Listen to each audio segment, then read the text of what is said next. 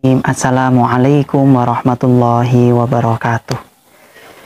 Sahabat Syiar-Rahmah dimanapun berada, manusia itu hidup di dunia tidak lain hanyalah untuk mencari sebuah keuntungan. Artinya dimanapun berada manusia itu akan selalu menghindari namanya sebuah kerugian.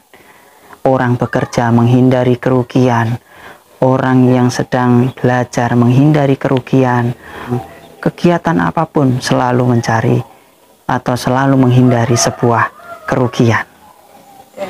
Kerugian itu sangat erat kaitannya dengan waktu.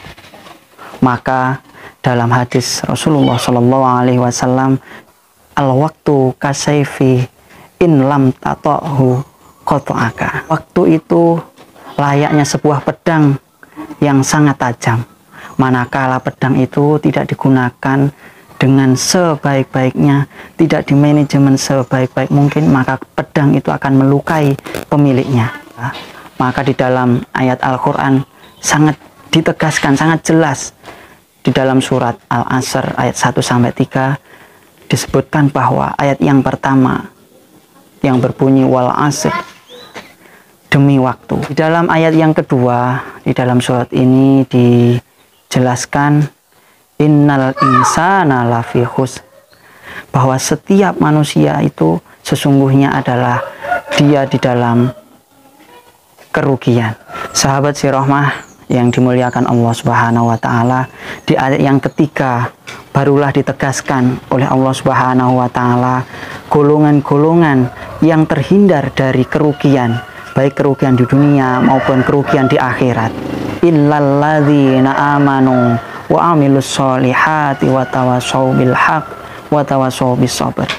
Yang pertama adalah orang yang beriman. Golongan yang kedua adalah mereka yang selalu beramal soleh, yaitu orang-orang yang selalu berbuat baik kepada sesama, kepada lingkungan di sekitarnya. Iman tanpa amal itu adalah takabur. Sedangkan amal tanpa dilandasi dengan iman itu namanya adalah munafik. Kemudian golongan yang ketiga, orang-orang yang selalu mengingatkan kebaikan kepada orang lain. Sedangkan yang keempat, dia yang selalu sabar. Sabar dalam menghadapi cobaan di dunia dan sabar dalam menghadapi musibah yang dialaminya. Dari 3 ayat dan dari 3 tafsiran ini, maka kita bisa menginterpretasikan menjadi 3 hal. 3 hal itu apa? Yang pertama adalah potensi, yang kedua adalah aksi, dan yang ketiga adalah prestasi.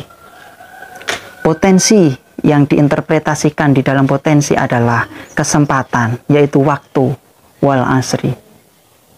Yang kedua adalah tentang aksi, yaitu beriman. Kemudian yang kedua adalah beramal soleh. Yang ketiga selalu mengingatkan kepada kebaikan. Dan yang keempat adalah orang yang selalu sabar ketika mendapatkan ujian maupun cobaan.